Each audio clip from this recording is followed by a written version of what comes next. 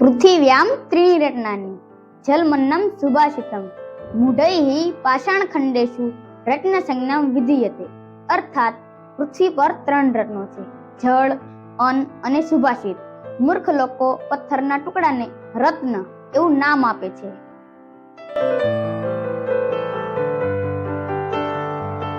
અયમ નિજઃ પરોવેતિ ગણના લઘુચક્ષા ઉદારચરિતાનામ તું વસુધૈવ કુટુંબકમ.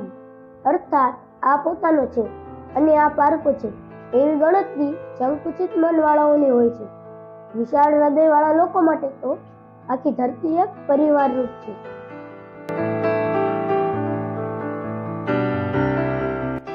નમંતિ ફલ્યનો વૃક્ષાઃ નમંતિ ગુણીનો જનાઃ શુષ્ક વૃક્ષાશ્ચ મૂર્ખાશ્ચ ન નમંતિ કદાચન. અર્થાત ફળોવાળા વૃક્ષો લચી પડે છે, ગુણવાન માણસો નમે છે, સૂકા વૃક્ષો અને મૂર્ખ માણસો કદી પણ નમતા નથી.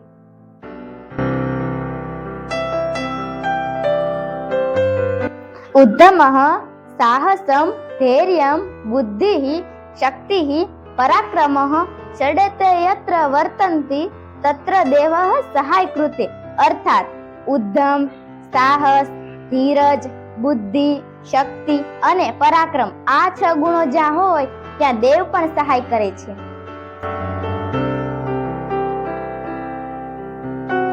ઉદ્ધમેન હિ સિદ્ધ્યંતિ કાર્યાણિ ન મનોરથૈઃ નહીં સુપ્તસ્ય સિંહસ્ય પ્રવિશન્તિ મુખે મૃગાઃ. અર્થાત ઉદ્ધમ વડે જ કાર્ય પાર પડે છે, મનોરથો કરવાથી નહીં. સુતેલા સિંહના મુખમાં જાનવરો પેસી જતા નથી.